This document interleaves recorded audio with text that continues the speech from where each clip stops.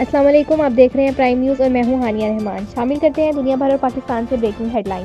ملک بھر کی طرح سرگودا کے حلقہ این82 میں بھی الیکشن کی گہما گہمی شروع ہو گئی۔ جمعیت علماء اسلام کے زیر انتظام بھیرا کے مقامی ہوٹل میں علماء ورکر کنونشن کا انعقاد کیا گیا، جس میں سینکڑوں لوگوں نے شرکت کی۔ مقررین نے خطاب کرتے ہوئے کہا کہ 8 فروری کو ہونے والے انتخابات حق و باطل کا معرکہ ہے۔ الیکشن مہم کا آغاز ہو چکا ہے۔ عوام گندے نظام کے خاتمے کے لیے جمعیت علماء اسلام کے امیدواروں کو کامیاب کروائیں۔ مزید تفصیلات جانتے ہیں حافظ یاسین گل کی اس رپورٹ میں۔ جمعیت علماء اسلام کے زیر انتظام بھیرا کے مقامی ہوٹل میں علماء ورکر کنونشن کا انعقاد کیا گیا، جس میں علماء اکرام نے امیدوار حلقہ این82 رو عبدالقیوم کی دستار بندی بھی کی۔ اس موقع پر علماء ورکر کنونشن سے خطاب کرتے ہوئے جمعیت علماء اسلام پنجاب کے جنرل سیکرٹری نصیر احمد، مفتی شاہد مسعود، قاری عبدالواحد، قاری ظہور احمد، علامہ قاری عبدالرؤف راشدی و دیگر نے کہا کہ مولانا فضل الرحمان کی سیاسی بصیرت اور حکمت عملی سے ملکی حالات بہتری کی طرف جا رہے ہیں۔ 8 فروری کو ہونے والے انتخابات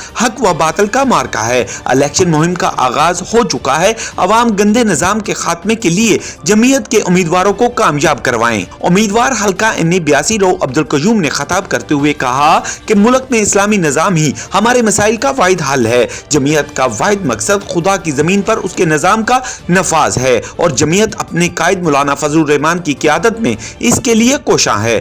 رو عبدالقیوم نے میڈیا سے گفتگو کرتے ہوئے کہا کہ مولانا فضل الرحمان نے حلقہ این82 کے لیے لیگی قیادت کو سیٹ ایڈجسٹمنٹ کے لیے کہا ہے، جبکہ سابق وزیر اعظم یوسف رضا گیلانی نے بھی ہمیں حلقہ این82 کی پیشکش کی ہے۔ حلقہ کی مقتدر سیاسی قوتیں نون خاندان، پیر فروغ بہاول حق شاہ، حسن انعام پراچا، لک برادری سمیت و دیگر برادریوں نے بھی انہیں اپنی مکمل حمایت کی یقین دہانی کرائی ہے۔ سیٹ ایڈجسٹمنٹ کے باوجود وہ حلقہ سے کتاب کے نشان پر انتخاب میں حصہ لیں گے۔